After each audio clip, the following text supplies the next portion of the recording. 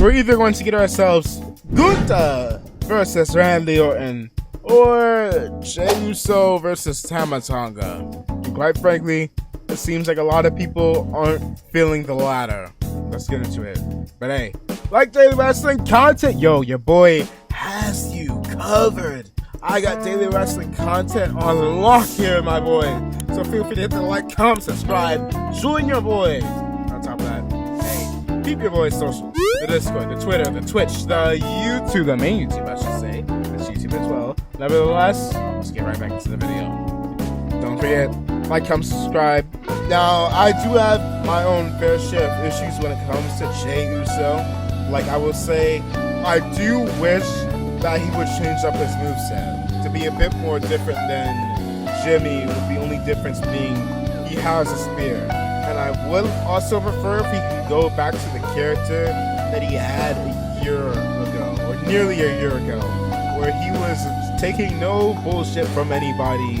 He was just going around kicking ass and kicking people in the face. And on top of that, he wasn't kind of becoming more and more glorified catchphrase. That was main event Jey Uso.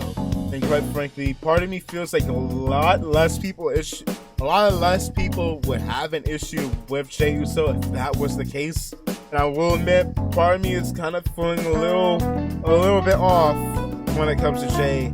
Like, we need to go ahead and give him a few more L's here and there before we potentially run into that danger zone we used to be in with the head of the table back in his big dog days. But there's the bigger issue where not only do people kind of see that as a sign to worry about the booking of Jey Uso needing that moveset change, a moveset update, and to dial it back on the whole Yeet thing, but also the fact that this whole King of the Ring tournament feels like it was made for Gunther to win it.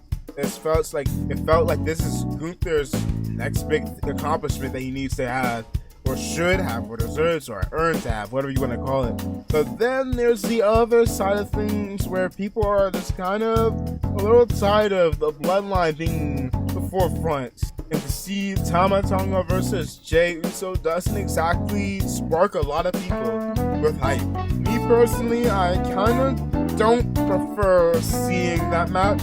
I don't want to see King Yeet be a thing, and I don't exactly feel hyped for the idea of Tama Tonga potentially becoming king, or even losing to Jey Uso at the moment. Randy Orton would be a good person to go ahead and take the L from. Quite frankly, that could lead to a bigger feud for Randy Orton versus the Bloodline. But ultimately, what it also boils down to is, again, Jey Uso needs to brush up on his character and a little bit of in-ring stuff. And a lot of people, myself included, have thought about Gunther versus Randy Orton and how hard these two can go in the ring.